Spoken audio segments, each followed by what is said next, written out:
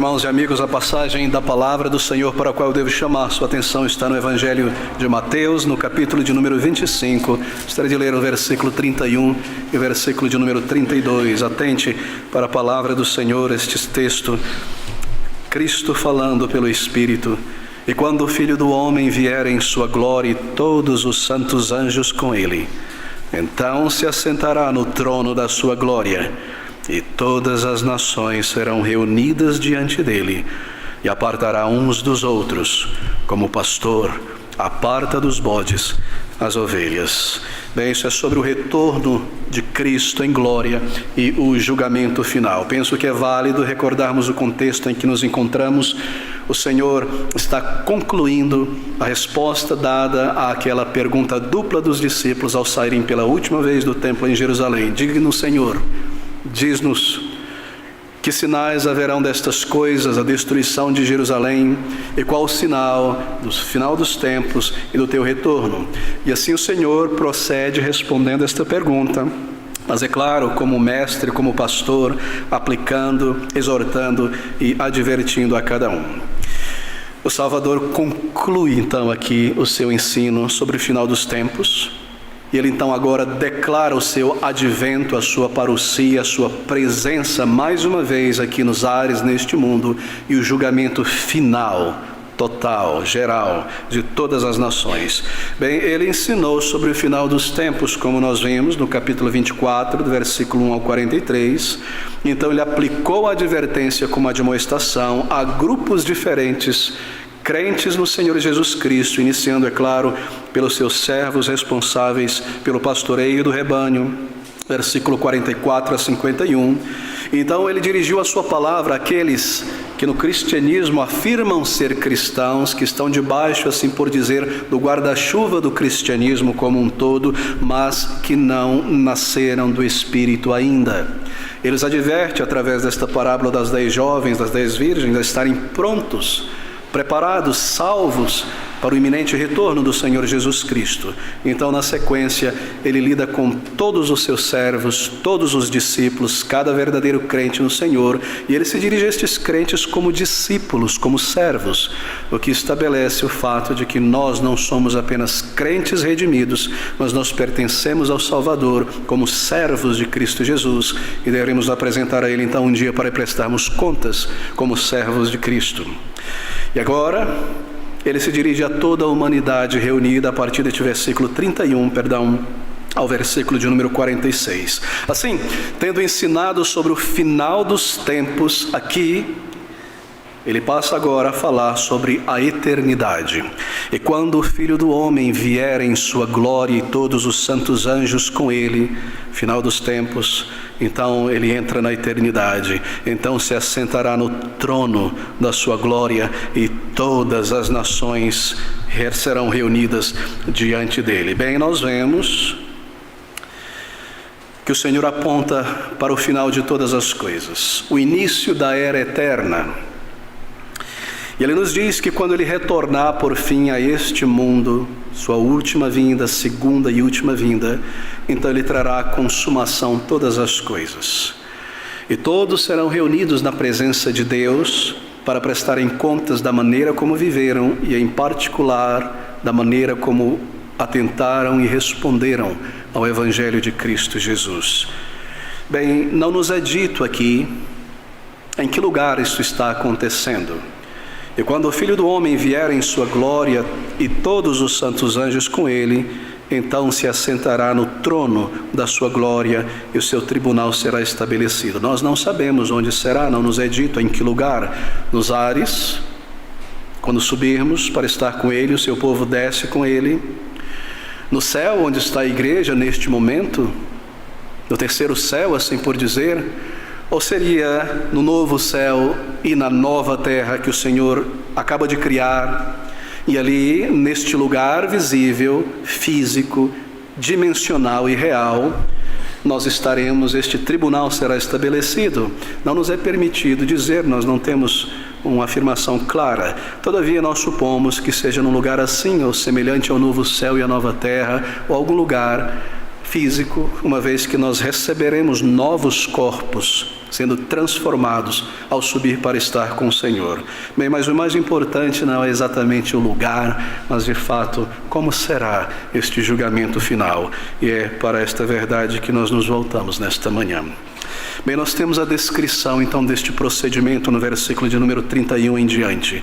E aqui está. Observe, queridos, cada palavra é importante.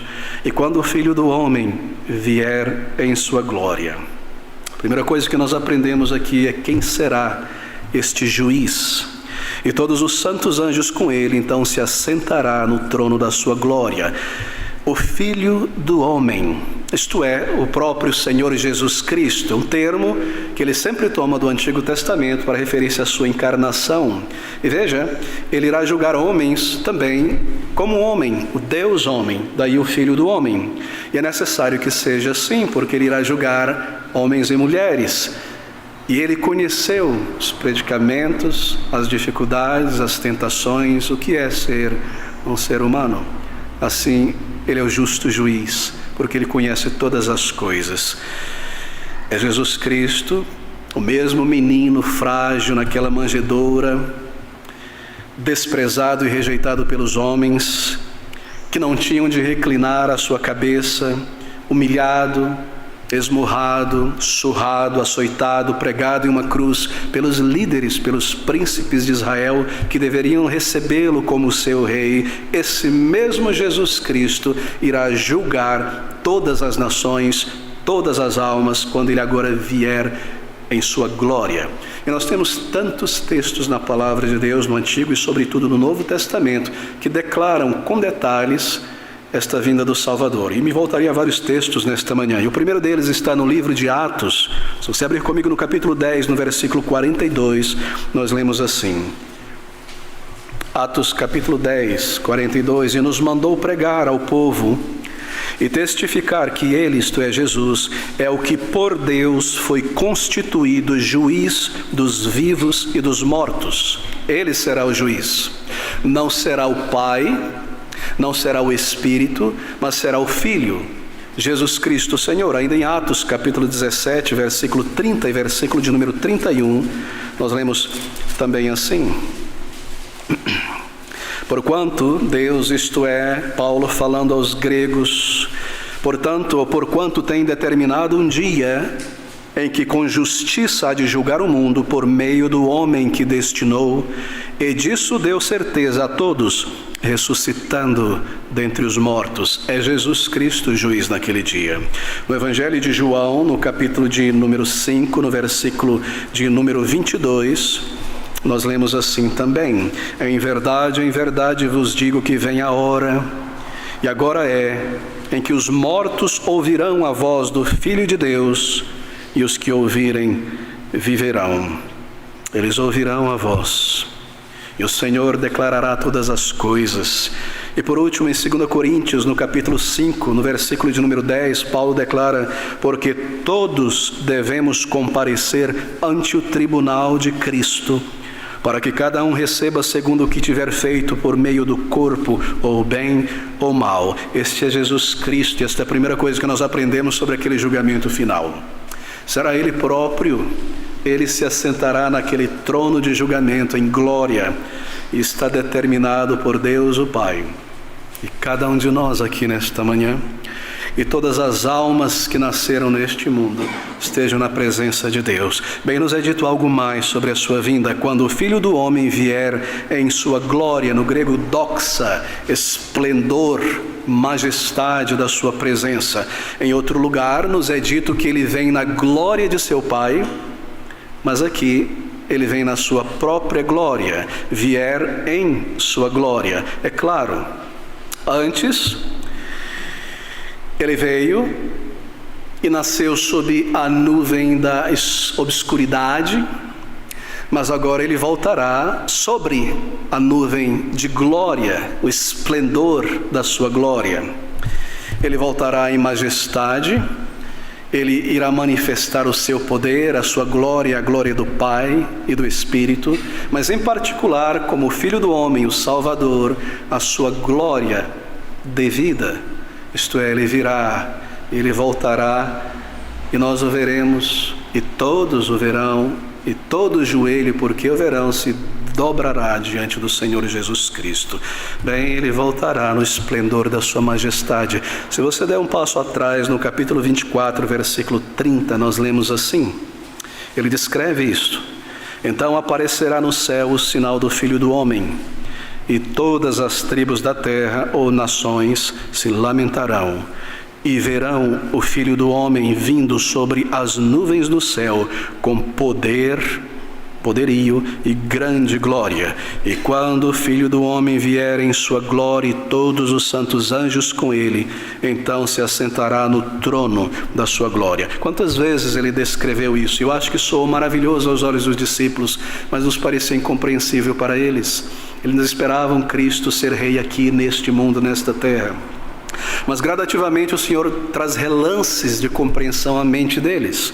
Quantas vezes ele disse: o meu reino não é deste mundo, eu devo ser humilhado e rejeitado e entregar a minha vida no lugar de pecadores para retomá-la na ressurreição, e então vereis o Filho do Homem descendo com poder e com glória. E aqui ele repete esta declaração. Então ele introduz o juízo, o que ele fará, como será, como isso acontecerá, quando vier em sua glória e todos os santos anjos com ele. Bem, ele terá um séquito, não somente para segui-lo, santos anjos, milhões e milhões e milhares de milhares, estes anjos virão para servi-lo. E são eles que irão convocar o tribunal e o julgamento. Capítulo 24, versículo 31, mais uma vez nós lemos: e ele enviará os seus anjos com rijo clamor de trombeta, os quais ajuntarão os seus escolhidos desde os quatro ventos, de uma a outra extremidade dos céus. Virá com este seu séquito, esta apoteose gloriosa, imensa, milhões e milhões de crentes. Todos subiremos, anjos celestes para servi-lo, se espalhando ao toque da trombeta no aviso e recolhendo todas as almas de todos os lugares e estabelecendo o tribunal do Senhor naquele momento. Bem, eles irão convocar este tribunal. E neste momento, eles organizarão muito bem este tribunal, porque eles coletarão o trigo, separando-o do joio, e ele tomará os bons peixes dos maus peixes, os bons servos dos maus servos, e colocará cada um assentado, ou melhor, em pé em seu devido lugar. E nós lemos a respeito disso, veja no capítulo 13, no versículo de número 40 ainda de Mateus, o Senhor ilustrando um pouco mais a respeito deste momento. 13:40, ele declara assim: assim como o joio é colhido e queimado no fogo, assim será na consumação deste mundo. Mandará o Filho do Homem os seus anjos, e eles colherão do seu reino tudo o que causa escândalo e os que cometem iniquidade. No versículo 43, então os justos resplandecerão como o sol no reino de seu Pai. Quem tem ouvidos para ouvir, ouça. Ainda no versículo 49 desse mesmo capítulo nós lemos assim: assim será na consumação dos séculos. Mesmo termo, mesma ideia. Virão os anjos e separarão os maus entre os justos, e lançá-los-ão na fornalha de fogo. Ali haverá pranto e ranger de dentes. Bem, eles serão testemunhas da glória do Senhor Jesus. É maravilhoso pensar sobre isso, queridos irmãos. Eles foram criados por Cristo. Então, em um determinado momento, eles viram Deus, isto é, na pessoa do Filho, tomar um corpo e uma natureza humana e tornar-se menor do que os anjos. E ficaram pasmados e maravilhados. E o viram menino, bebê, frágil neste mundo. E observaram a sua vida, sua palavra, seu ensino, como foi desprezado e como foi crucificado. Então, morto, ressurgiu. E ressurgindo, estes mesmos anjos o receberam na glória, onde ele foi coroado como Senhor sobre todas as coisas. E agora estes mesmos anjos, servos do Senhor, retornarão a este mundo. Penso que nós temos dificuldade de ver a figura aqui, porque nós temos talvez a propensão em pensar sobre anjos, não como seres talvez tão pessoais como nós, mas eles são tão pessoais como nós. Nos é dito que eles observam a igreja, nos é dito que eles observam o louvor do povo de Deus, assim como você e eu, conhecendo a verdade e muito mais, eles verão o Salvador. e se maravilharão e virão com ele em glória, em alegria em seus rostos, em louvor, em grande gozo triunfal com o Senhor. E voltarão, queridos amigos, com voz de arcanjo, ao som da trombeta do Senhor, entrarão e se espalharão no mundo com velocidade para recolher todas as coisas e separar todas as coisas, e estabelecer o tribunal de Cristo. Aqui estão. E quando vier o Senhor, o Filho do Homem, em sua glória, todos os santos anjos com ele, então se assentará no trono da sua glória. No trono da sua glória. Bem, esse trono, ele é mencionado em alguns momentos na palavra de Deus. Aqui neste mundo, nós vamos pela fé em oração ao trono da graça de Deus. Há misericórdia ainda, um lugar de clemência aos pés do Senhor Jesus, o Salvador. O seu trono, porque ele reina, enquanto o seu evangelho é proclamado, um trono de graça, dizendo: vinde a mim, pecadores. Mas quando ele voltar pessoalmente, será um trono de juízo, um trono de glória, um trono de julgamento. Que os crentes nesta manhã meditem sobre isso. Aqui nós vamos ao Senhor com ousadia, com segurança, esse trono de misericórdia do Salvador. Nós vamos ao trono do Senhor Jesus, o irmão mais velho. Nós vamos ao trono do Senhor Jesus Cristo, o amigo dos crentes. Nós vamos em oração, nesta fé, nesta ousadia sincera, ao trono de alguém que conhecemos e que nos ama, e que nos amou por nome e se entregou por nós, tão próximos dele, tão perto do Salvador, nosso Redentor. Isso traz segurança, não é? Quando entrarmos na presença do Senhor, é o mesmo Senhor que já conhecemos. Que os crentes pensem sobre isso, e se há algum temor, alguma dúvida, que seja banida. Nós entraremos diante da presença do juiz de toda a terra, mas este juiz é aquele que nos amou e nos trouxe para si, e assim nós estaremos com ele para sempre. Bem, esse é o trono de Cristo.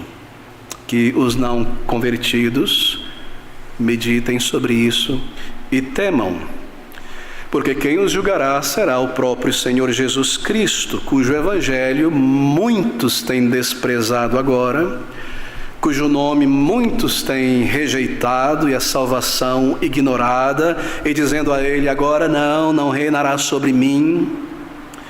Que eles pensem sobre isso, e pensem também que grande, imensa perplexidade sofrerão quando virem naquele trono o próprio Senhor Jesus Cristo, que os salvaria.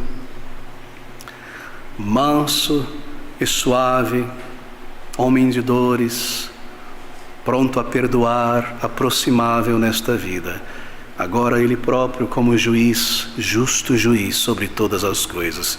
Será um momento de perplexidade, penso. Será um momento de agonia, penso. Assim, queridos amigos, para aqueles que morrem em seus pecados, considere isso. Você precisa ir a este trono de graça. Você precisa se reconciliar com o Filho de Deus. Lembre-se das palavras de Davi no Salmo 2, no versículo de número 12, onde ele diz assim: beijai o Filho, para que se não ire, e pereçais no caminho, quando em breve se acender a sua ira. Bem-aventurados todos aqueles que nele confiam. Beijar o Filho, isto é reconciliar-se com ele. Nós vemos da figura de Jacó e seu irmão Esaú, aquela reconciliação. Reconcilie-se com Cristo, olhe para ele, vá a ele como Salvador enviado por Deus. Não pense que tudo está seguro se você não consegue olhar para trás e recordar se tem ido a Cristo ou não.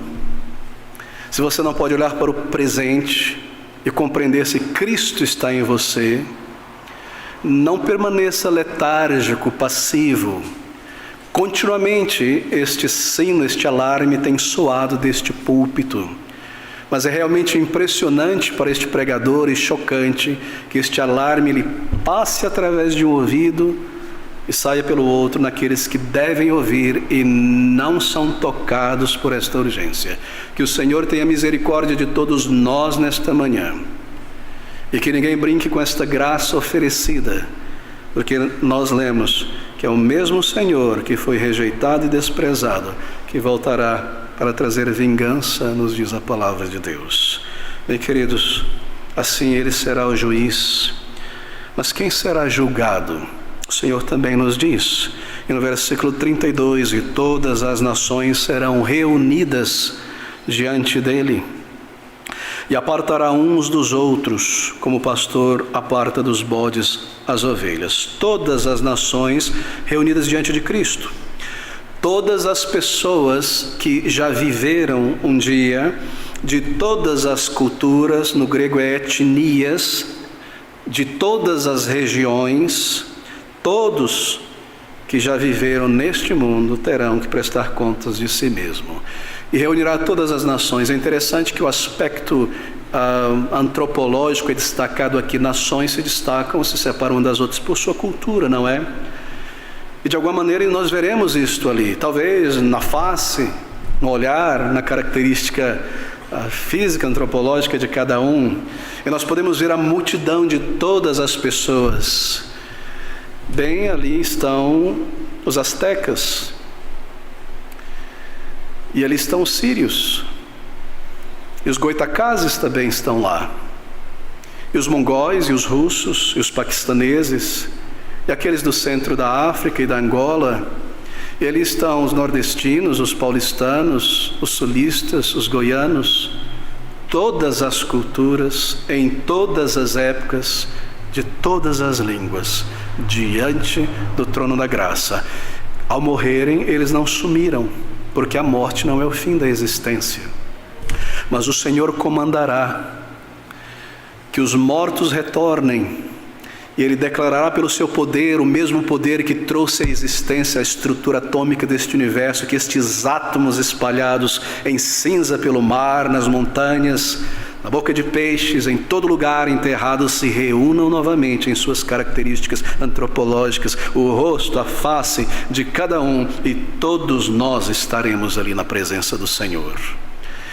Ali estará Hitler, ali estará Mao Tse Tung, ali estará Calvino,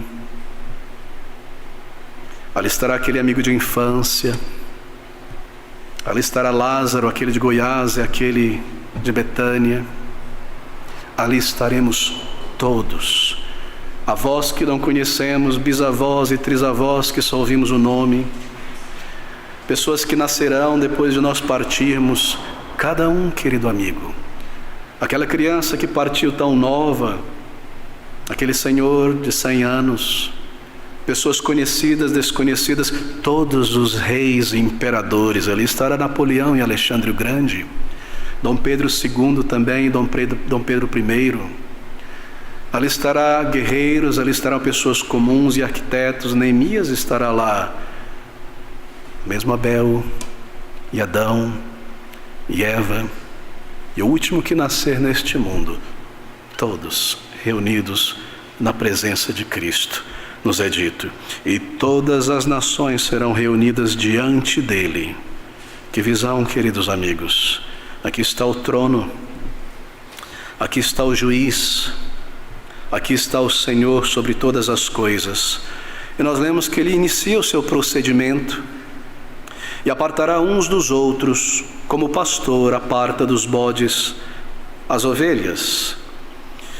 Todos aqui, esta nação, esta massa incontável de almas, de pessoas em seus corpos ressurretos, são agora divididos e separados, como o Senhor fendeu aquele mar vermelho em duas partes.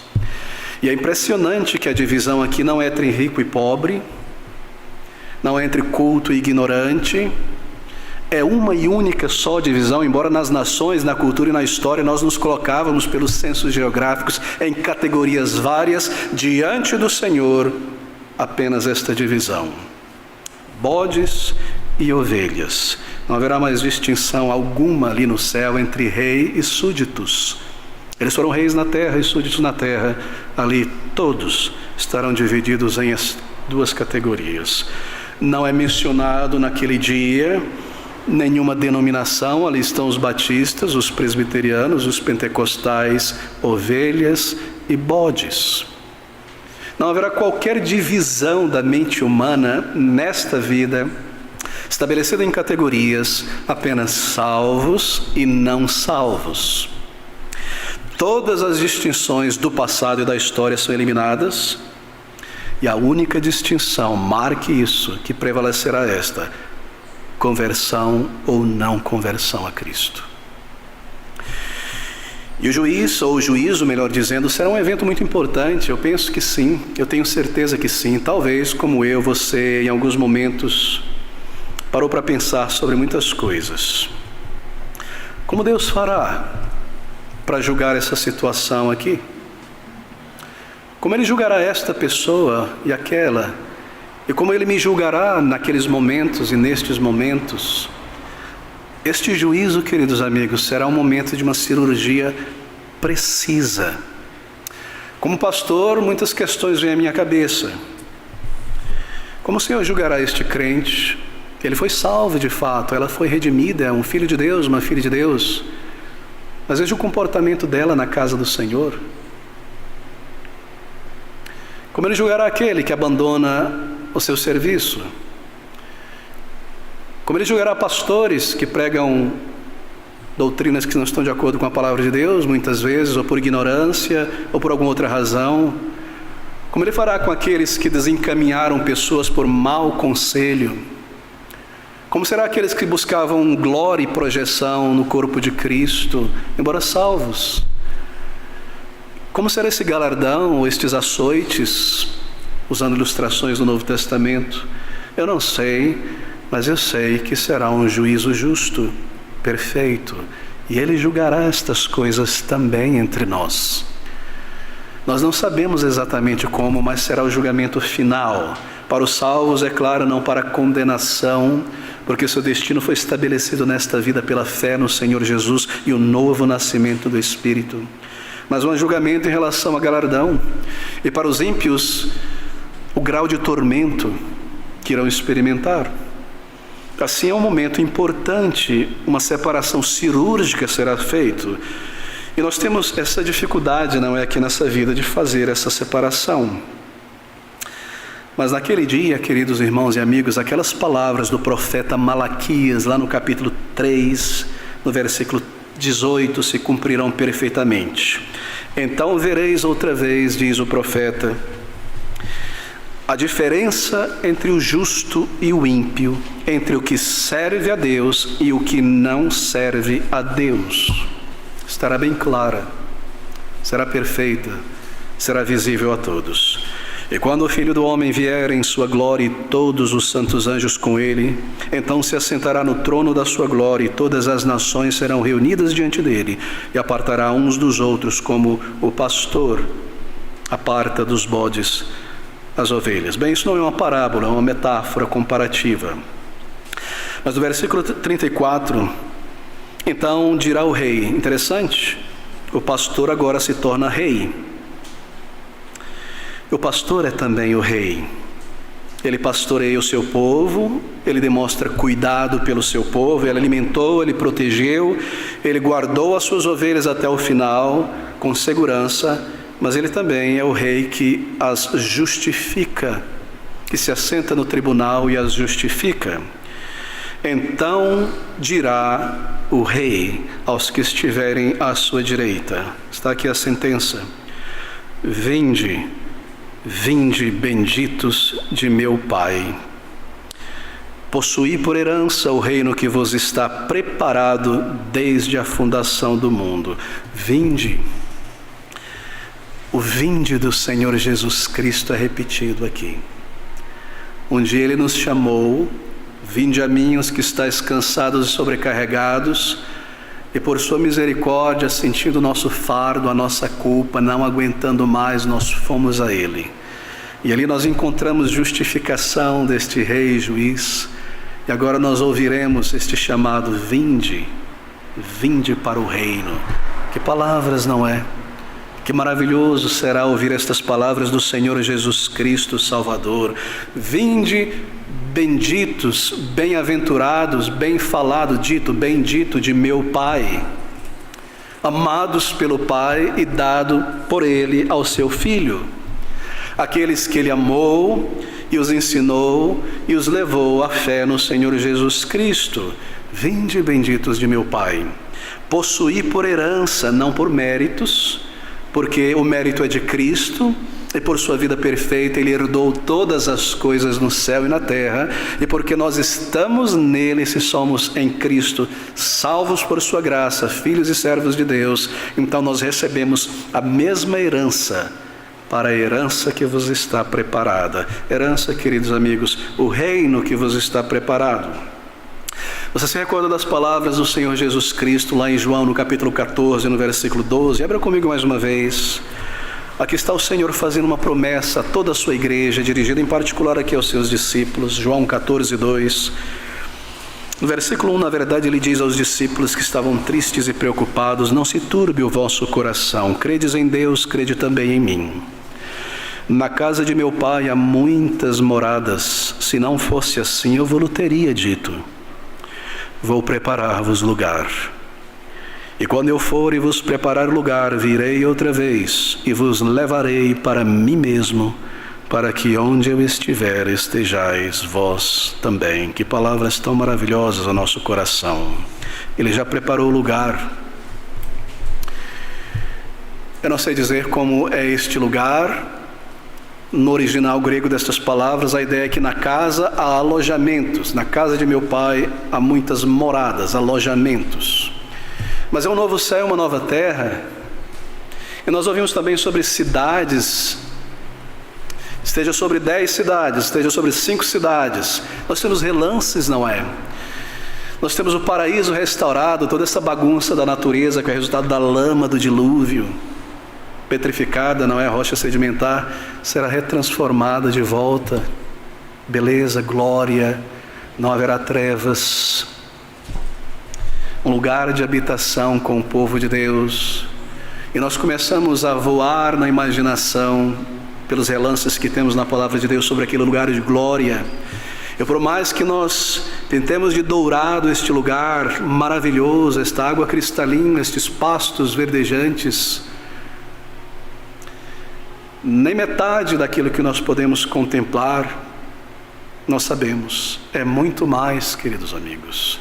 Vou preparar-vos lugar, um lugar de glória com um novo corpo, sem dor, sem fadiga, um lugar de vida onde não há nem o estigma da morte, nem qualquer elemento que nos lembre a morte, onde não há envelhecimento, decadência, nada do tipo. Nós não podemos pensar inteiramente sobre isso. Nós estamos no tempo e no espaço, presos a corpos que estão deteriorando em um mundo de pecado.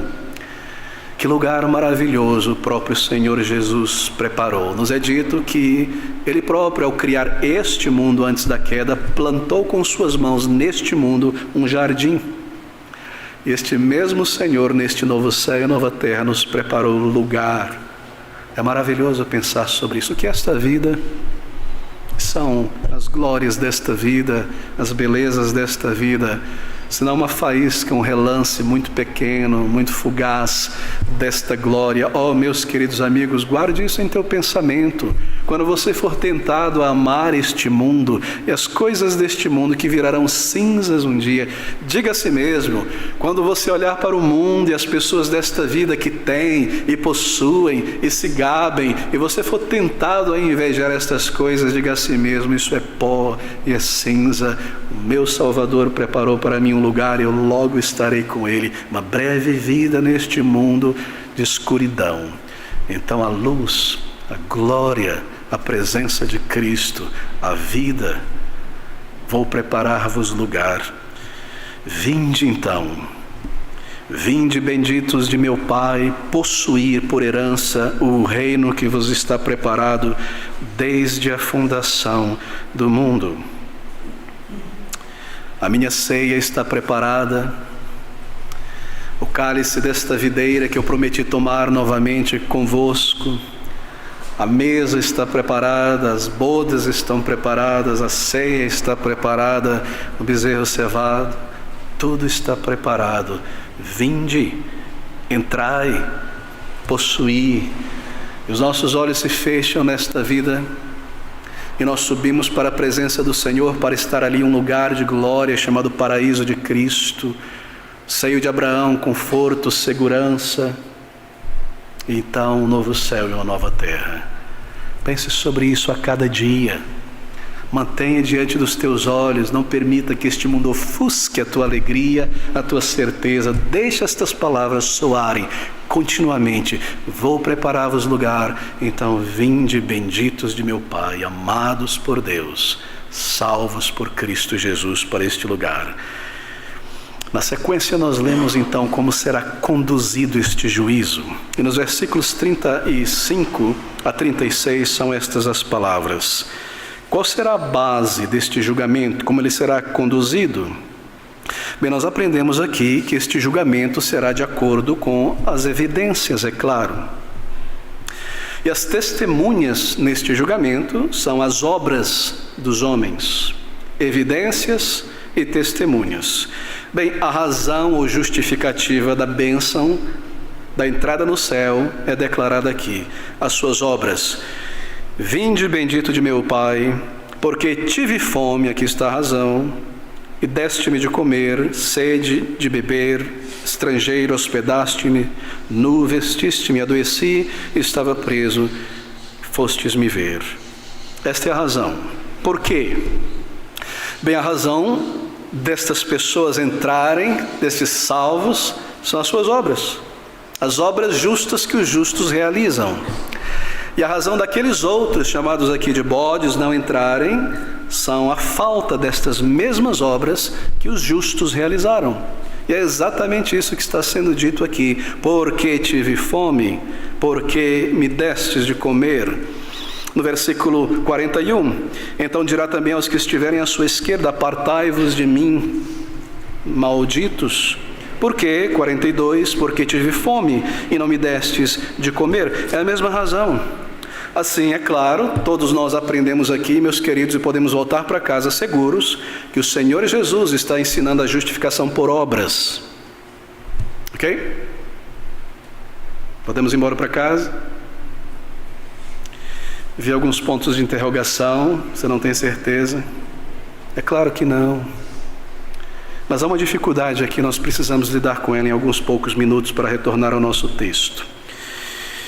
É claro que não.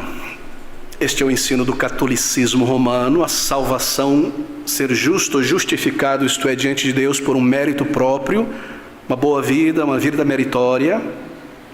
Agora, há uma dificuldade muito grande aqui. Você deve se recordar que este é um dos princípios doutrinários martelado pela reforma na face do catolicismo romano. Pela graça sois salvos por meio da fé, e isto não vem de vós, é um dom de Deus. O justo viverá pela fé. Um tiro certeiro na salvação por obras do catolicismo romano. Mas não pense que quando Lutero fez isso, os reformadores, eles ficaram ali aos pés de Lutero, os católicos ficaram ali estribuchando e chorando. Não, eles tomaram postura e posição imediatamente. E voltaram-se à palavra de Deus também para buscar a sua munição. E a situação se torna difícil, porque este não é o único lugar de onde eles tiram a sua base para a justificação por obras. Eles usam esse texto.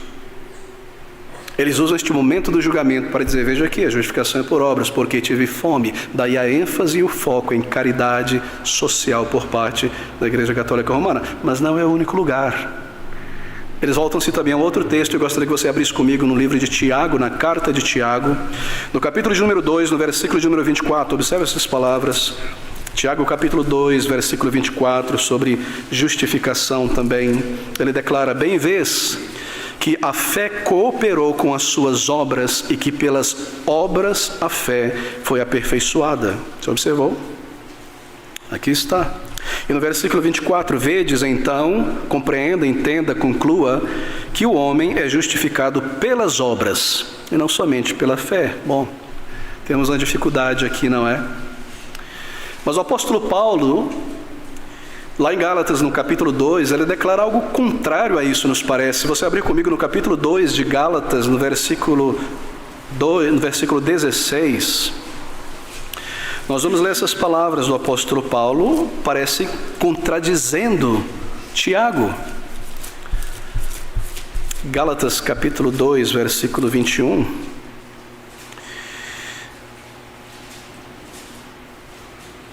Não aniquilo a graça de Deus, porque se a justiça que é justificação, provém da lei, das obras, segue que Cristo morreu em vão. Espera aí. A contradição na palavra, Tiago está dizendo justificados pelas obras. Paulo está dizendo, se a justiça vem pelas obras da lei, Cristo morreu em vão. E ele aprofunda este ensino ao escrever também aos Efésios, no capítulo 2, logo na sequência, no versículo de número 8 e versículo de número 9, ele afirma com todas as palavras claras possíveis. E ao falar sobre salvação, ele diz, porque é pela graça que sois salvos por meio da fé. Isto não vem das obras da lei, não vem de vós, é dom de Deus. Não vem das obras para que ninguém se glorie. Mas você pensa que o angu é sem caroço? Tem muito aqui. E as coisas começam a dificultar ainda mais. Porque tanto Tiago, eu gostaria que você atentasse muito para isso, um ponto teológico de gigantesca importância aqui. Porque tanto Tiago quanto o apóstolo Paulo tomarão o mesmo exemplo para afirmar um que a justificação é por obras e o outro que a justificação é pela fé. E as coisas se complicam aqui agora, meus queridos irmãos, porque ambos retornam ao livro de Gênesis, as palavras de Moisés, e tomam o exemplo de Abraão, um para justificar sua base de que salvação, justificação diante de Deus é pela fé, e outro também usa Abraão, isso é Tiago, para dizer, veja aí, justificação por obras. Bem, nós temos um problema sério aqui. Abra comigo em Gênesis, no capítulo 15, no versículo de número 6. Esse é o texto que o apóstolo Paulo utiliza para basear sua declaração sobre justificação pela fé. Gênesis capítulo 15, versículo de número 6. E creu ele no Senhor, e imputou-lhe isso por justiça. Crê, fé, justiça pela fé, salvação pela fé. Deus disse, ele creu, Deus imputou isto como justiça. Muito bem. Mas Tiago faz a mesma coisa. No capítulo de número... Em Tiago, ainda, no capítulo 2... Ou melhor, volte comigo a Romanos ainda, capítulo 4, versículo 2 a 4, porque nós estamos falando sobre Paulo, primeiramente. Romanos 4, do versículo 2 ao versículo 4. Mantenha o dedo lá em Gênesis. O apóstolo Paulo diz assim, seu argumento é este. Porque se Abraão foi justificado pelas obras, tem de que se gloriar, mas não diante de Deus. Pois que diz a Escritura? Que Escritura? Aquela que nós lemos em Gênesis 15. Creu Abraão em Deus, e isso lhe foi imputado como justiça. Paulo toma Abraão, no texto em que nós lemos, e diz, aqui está o exemplo. Salvação e justificação pela fé. Abraão creu, lhe foi isso imputado com justiça. Mas Tiago, em sua carta, no capítulo de número 2, no versículo de número 21, mantenha o dedo aí também, ele diz assim, porventura o nosso pai Abraão não foi justificado pelas obras, quando ofereceu sobre o altar o seu filho Isaque? Você percebeu a dificuldade aqui? Um declara salvação, justificação pela fé em Cristo, e aponta para Abraão como grande exemplo, que creu e foi justificado antes das obras. E o outro declara salvação por obras, e aponta para Abraão e diz, porventura o nosso pai Abraão não foi justificado pelas obras, quando ofereceu sobre o altar o seu filho Isaque? Bem, quem tem a razão? Isso já causou dor de cabeça a muitas pessoas. Lutero, por exemplo, por exemplo, dizem que um foi escrito, Paulo escreveu primeiro, Tiago escreveu primeiro, declarando salvação por obras. Então Paulo veio depois, escrevendo sua carta, corrigindo o erro de Tiago. Lutero queimou os fusíveis, e disse: Tiago não pertence ao cânon da palavra de Deus, porque ele está afirmando o que o catolicismo romano diz. Posteriormente ele negou isso. Ele nunca disse que a palavra de Deus é errada, mas que Tiago não estava na palavra de Deus. Posteriormente ele negou isso e voltou à sua firmeza na palavra de Deus e Tiago como um livro do cânon. Bem, a dificuldade é resolvida da seguinte maneira: ambos estão falando, Marques, sobre ser justificado por isso ou pelo aquilo. Não esqueça o nosso texto em Mateus, essa é a nossa ponte. Agora a grande pergunta a ser feita é a seguinte, para resolver a questão: justificado diante de quem? Essa é a grande pergunta, essa é a grande questão. Quando você lê o capítulo 2 de Tiago, você percebe que ele fala sobre a fé que é manifesta pelas obras.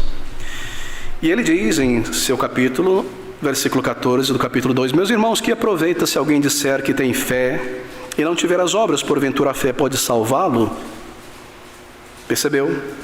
E se o irmão ou irmã estiverem nus e tiverem falta de mantimento cotidiano, lembre-se do nosso texto em Mateus 25, tive fome, estive nu, e algum de vós lhes disser: ide em paz, aquentai-vos e fartai-vos, e não lhes derdes as coisas necessárias para o corpo, que proveitaria disso?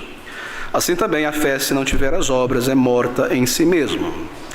Meus irmãos, que proveito se alguém disser?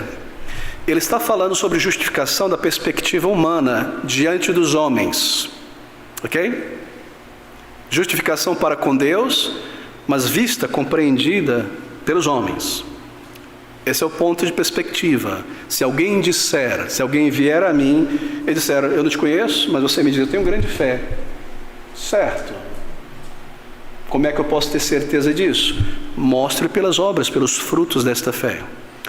Paulo está falando sobre justificativa, ou justificação, desculpe, diante de Deus. Ele está dizendo: Deus vê o coração. E a pergunta que nós fazemos é a seguinte: se eu chegar a você e você não me conhece e disser assim: eu consigo escalar o prédio do Banespa de cabeça para baixo em 15 minutos. Isso é uma reivindicação muito grande, não é? Como eu vou provar isso? Bem, só se eu conseguir fazer isso. E você crerá que eu tenho essa capacidade, certo? Muito bem. Você precisa ver para crer. Essa é a posição de Tiago. Eu preciso ver os frutos desta nova vida para entender que a fé é salvífica em você. Sim, é a fé quem salva, mas não é uma fé isolada, não é a fé em si, é uma fé viva que produz frutos. Agora pense da perspectiva de Deus. Quanto tempo Deus precisa para saber se há em mim fé salvífica? 5 segundos, 5 dias, 5 meses, 5 anos? Não, Ele consegue ver imediatamente, certo? Se Ele vê imediatamente, Ele sabe. Essa é a questão.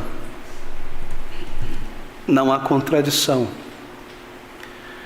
Diante de Deus, Abraão foi justificado pela fé. E quando esta fé precisou produzir o fruto veio. Ele ofereceu seu filho Isaque. Tiago está dizendo: você vem aqui e diz que tem fé em Cristo, é salvo. Onde está o fruto desta fé? Como ser humano eu preciso ver o fruto. Assim a perspectiva estabelece a diferença. Então não é contradição, é diferença. Salvação, queridos irmãos, é sempre pela fé. Obras nenhuma justificarão alguém diante de Deus. Somos justificados, tornados justos, o juiz batendo o martelo, não pelas obras da lei, mas pela fé em Cristo. Porém, a autenticidade dessa nossa fé é vista pelas obras, pelos frutos conhecerei. Nós temos obras, mas eu posso te enganar com essas obras, copiando boas obras, você não vê o coração. Mas Deus vê. De maneira que estas obras que nós realizamos, a autenticidade destas obras será testada pela qualidade delas. Assim, a fé que não tem frutos está morta. E veja como Tiago, ele na verdade concorda com Paulo e reafirma o que o apóstolo Paulo diz no capítulo 2, no versículo de número 23. Ele diz assim: e cumpriu-se a escritura que diz, e creu Abraão em Deus, e foi-lhe isso imputado como justiça, e foi chamado amigo de Deus. Percebeu? Ele creu e ele foi imputado com justiça. E para mim e para você, nós vimos isso quando ele obedeceu o Senhor. Mas a fé estava ali habitando em seu coração, foi dada por Deus. Assim, eu preciso esperar para ver, porque nós podemos enganar uns aos outros aqui. Mas Deus não precisa esperar nada. Ele viu a fé residindo em Abraão antes da obra. Então, esse é o ensino da palavra de Deus. Assim, sem dúvida, as obras não justificarão ninguém diante de Deus. Somos justificados pela fé. Agora, volte-se à nossa ponte, ao nosso capítulo 25, versículo de número 35, e tornou-se muito fácil compreender o que o Senhor Jesus Cristo quer dizer aqui. Vinde benditos de meu Pai, versículo de número 34, possuí por herança o céu, o reino que vos está preparado desde a fundação do mundo. Por quê? Porque tive fome, destes-me de comer, tive sede, destes-me de beber, era estrangeiro e hospedastes-me, porque houve frutos de uma verdadeira fé. A fé que justifica. Não era apenas blá blá blá, ir à igreja, bater o ponto na igreja aos domingos, seguir um rito, fazer uma campanha, bons sentimentos a respeito de Deus. Aqui estão as obras de um coração renascido. Porque aquele que não ama o seu irmão não conhece a Deus e não tem a Deus. Mas pastor, ele está falando sobre irmãos? É claro que sim, versículo 40, e respondendo o rei lhes dirá: em verdade vos digo, e quando fizestes a um destes meus pequeninos irmãos, irmãos aqui, é Cristo falando, são pessoas salvas, e não o irmão do catolicismo romano, todo mundo é irmão, aqui é o salvo, o irmão de Cristo Jesus, o filho mais velho, a mim o fizestes, amor fraternal. E também, é claro, misericórdia para com todas as criaturas de Deus, todo ser humano criado à imagem e semelhança de Deus. O fruto provou a raiz. É isso que ele está dizendo. E aqui ele está tomando um aspecto particular do fruto da vida cristã. Ele não está excluindo os demais, gozo, alegria, luta contra o pecado. Ele pega aquilo que é mais prático, que nós tendemos a deixar por último, mas que se alguém vive isso, está mostrando que ele já vive diante de Deus. Em outras palavras, se ele cumpre a segunda tábua da lei, os 6 mandamentos, ele tem vivido os primeiros 4 mandamentos, amado a Deus sobre todas as coisas, porque é Deus, porque é Deus quem declara e que comanda estas coisas. Então, esta é a ideia, este é o ensino da palavra de Deus. Muito bem, veja Mateus 25, 35, e volte de novo a Tiago, capítulo 2, para afirmarmos essa questão. Eu leio Mateus 25, 35 e pulo para Tiago 2, 14 a 16.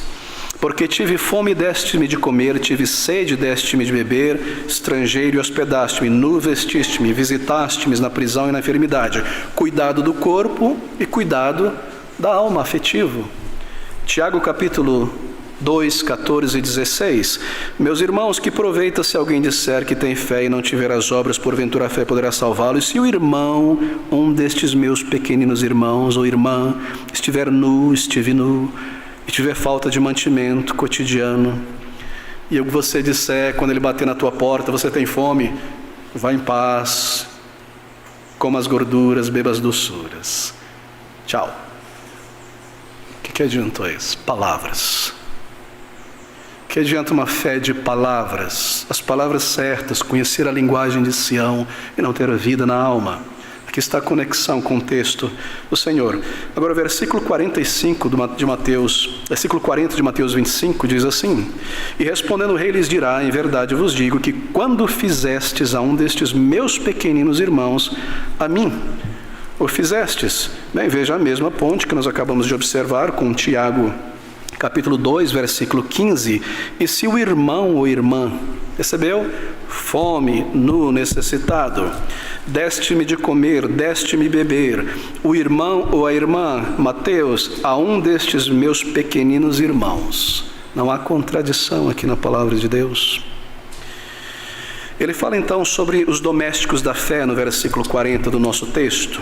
E respondendo o rei lhes dirá: em verdade eu vos digo que quando fizestes a um destes meus pequeninos, a mim também o fizestes. Bem, algo interessante então naquele momento do juízo final. Nosso tempo está se abreviando. É a resposta desses justos. E eles respondem então ao Senhor no versículo de número 37. Justo aqui, querido irmão, lembre-se, é sempre um termo forênsico nesse capítulo. Justo porque foi justificado pelo juiz, não justo porque é maravilhoso em si mesmo. Estes que são justificados pela fé responderão dizendo: Senhor, quando, advérbio de tempo, quando foi isso que nós te vimos assim, ó Cristo, desta maneira e fizemos isso a ti? O Senhor passou por essa terra 2000 anos atrás. Nós nunca te demos um copo de água. Quando foi isso que aconteceu? Você percebe? Há uma singeleza de coração aqui, não é? Não há arrogância. Há uma dúvida saudável aqui. Mas o fato é este: o Senhor declara que eles fizeram isso. E eles fizeram. Mas por que eles não se recordam? Porque eles não se lembram. Quando foi, Senhor, que nós fizemos tais coisas? Bem, eles não se recordam, e aqui está um princípio para nós, porque eles não guardaram registro de suas boas obras. Eles deixaram para Deus guardar esse registro. Volte comigo a Mateus capítulo 6, versículo 24. O Senhor diz assim: guardai-vos de fazer a vossa religião esmolas diante dos homens para serdes vistos por eles. Aliás, ou fazendo assim não tendes galardão junto de vosso Pai que está no céu. Quando, pois, deres esmola, não faças tocar trombeta diante de ti, como fazem os hipócritas nas sinagogas e nas ruas para serem glorificados pelos homens. Em verdade vos digo que já têm o seu galardão. Mas quando tu deres esmola, de comer, de beber, vestir o nu, não saiba a tua mão esquerda o que faz a tua mão direita. A ilustração do versículo 2 é essa: não tocar trombeta. Não é literal aqui, obviamente. Ele está usando uma figura de linguagem, uma hipérbole, exageração. Ninguém tocaria trombeta antes de orar, com alguma exceção de algum fariseu extremo que contrataria alguém para tocar trombeta, ou tarol, todo mundo olhasse e ele começava a orar: ó Deus de Israel, etc. Mas há algo mais sutil aqui. É claro, há maneiras mais sutis de anunciarmos a nossa religião e as nossas boas obras. Há maneiras mais efetivas de ganhar publicidade na religião e apontar para a nossa generosidade sem parecer tolo, como chama a imprensa quando estiver distribuindo as marmitas ou coisas desse tipo, coisas de tolos. E é disso que o Senhor está tratando aqui neste versículo: a sutileza do orgulho. Deixa-me mostrar outras boas obras aqui em público que podem ser feitas sem tocar trombeta, mas têm o mesmo resultado da carne. Bem, um exemplo é o seguinte: estava lendo muito tempo atrás, um músico brasileiro, agora já bem idoso, da Bahia, foi ex-ministro da Cultura em um determinado momento. Ele disse, eram aquelas revistas, seleções, Reader's Digest, não é? Meu pai tinha muito dessa e tinha ali uma entrevista com esse músico.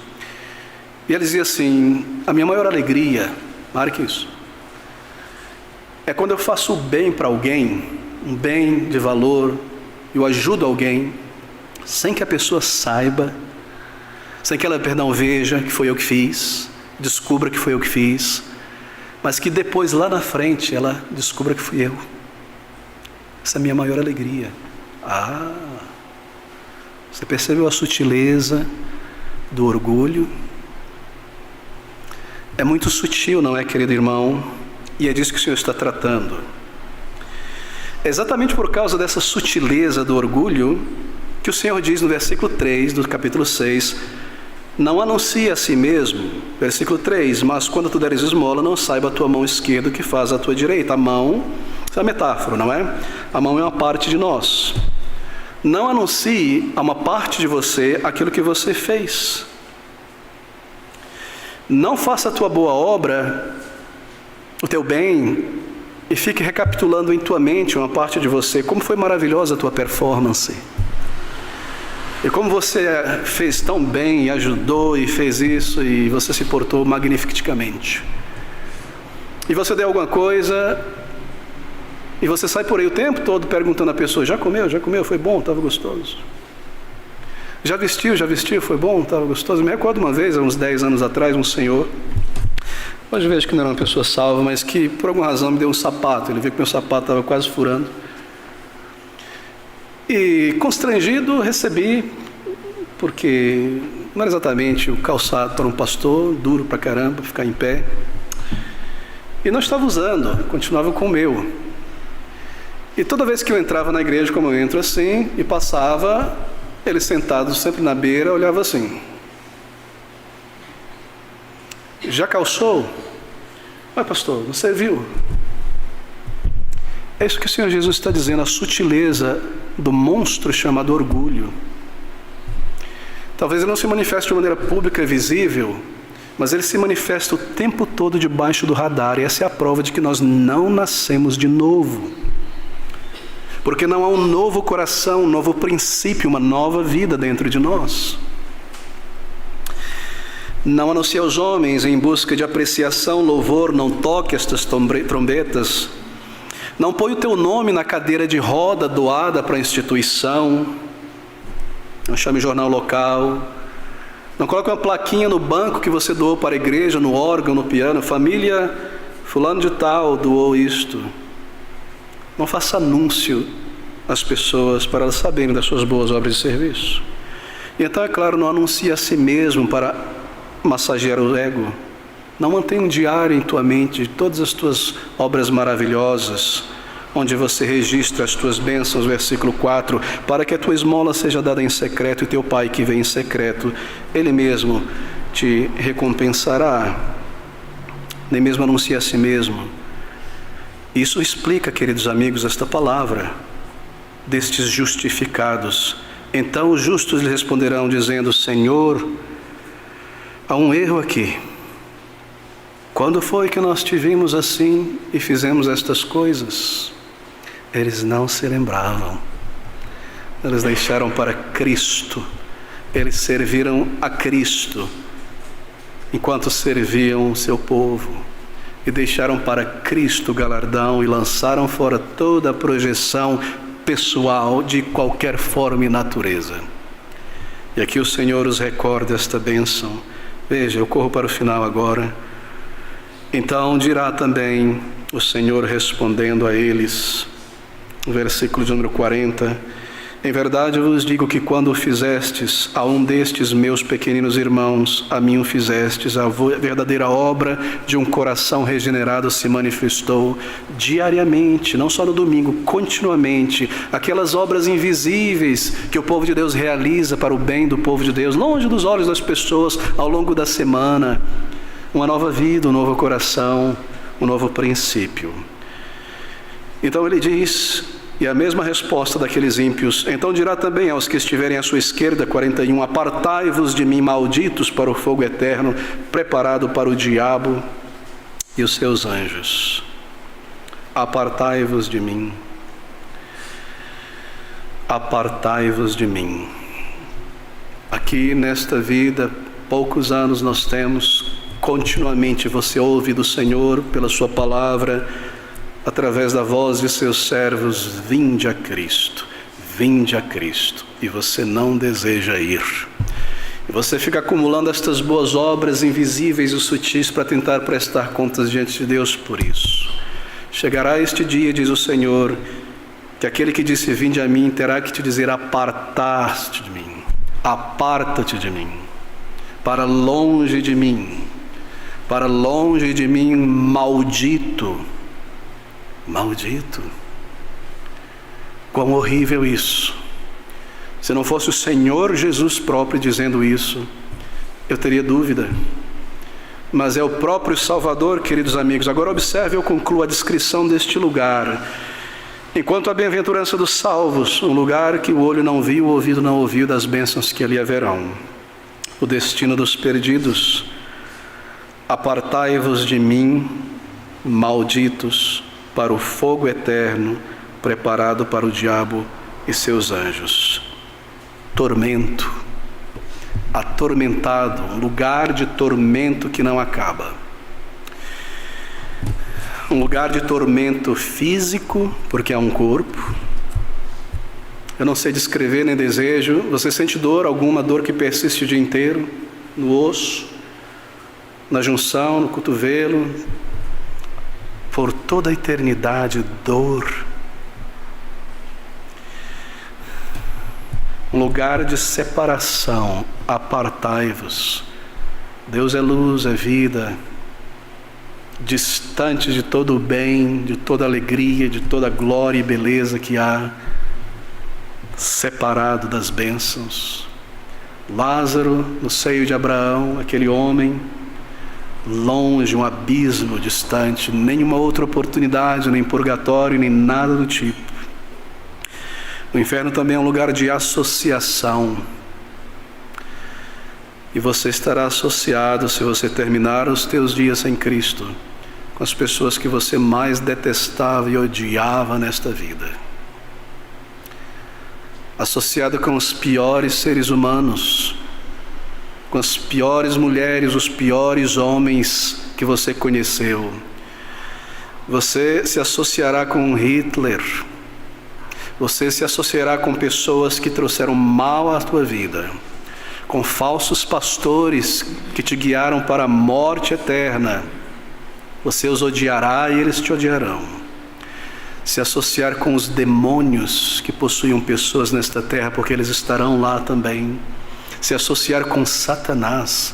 O inferno é um lugar de associação, e o inferno é um lugar de fogo. Não me pergunte como é, um fogo que nunca se apaga, calor e ardor neste lugar de trevas, densas trevas. Tudo está contido nesta palavra. Apartai-vos de mim, malditos, para o fogo eterno, preparado para o diabo e os seus anjos. Eu não quero concluir aqui. Deixe-me concluir com este versículo, porque é a vinda do nosso Rei. 34. Então dirá o Rei aos que estiverem à sua direita: vinde, benditos de meu Pai, e possui por herança o reino que vos está preparado desde a fundação do mundo. Vida, alegria, segurança, certeza. Oh, queridos amigos, eu estive em um ponto psicológico da minha vida antes da conversão, quando eu não sabia se eu era salvo ou não. Eu havia levantado a minha mão, eu havia sido batizado, eu era sincero, mas Deus abriu os meus olhos quanto ao estado do meu coração. Mas foi muito difícil, porque chegou um momento em que eu não tinha certeza. Eu queria ser salvo e segurar minha salvação, mas eu sabia que possivelmente não era salvo, porque eu vivia em meus pecados, e aquele momento foi terrível, angustioso. Mas eu precisei ali oferecer uma violência com toda a minha força contra este velho ser. Aquela complacência que me mantinha ali naquele estado de banho-maria. E me lancei a Cristo e clamei ao Senhor e disse todo o meu mal e o meu ser pecaminoso a Ele. Eu urjo com você que você faça isso nesta manhã. E você não fique brincando aí dentro de você como quem finge que o carro vai passar do lado, mas não vai te acertar. As coisas não vão acontecer, essa ponte quebradiça não vai cair, você vai conseguir fechar os olhos e ficar achando que tudo estará bem, quando você sabe que não está. Ofereça uma violência santa, é a tua alma eterna que está em jogo. E lance-se aos pés do Senhor, confesse e diga a Ele tudo. Mas se eu disser, você está reconhecendo que eu sou um pecador e que eu estou perdido, que eu tenho associação com o maligno? Exatamente, mas é somente assim que você será salvo e liberto de lá e transformado em um filho de Deus. Então, quando vier o Filho do Homem em sua glória e todos os santos anjos com ele, e todas as nações reunidas à sua direita, vinde, bendita, bendito de meu Pai, por causa do Senhor Jesus, por causa do Salvador. É agora, queridos, ou é nunca mais. É nesta vida ou nunca mais. Vá ao Senhor, Ele te salvará. Do jeito que você está, se lance a Ele pela fé.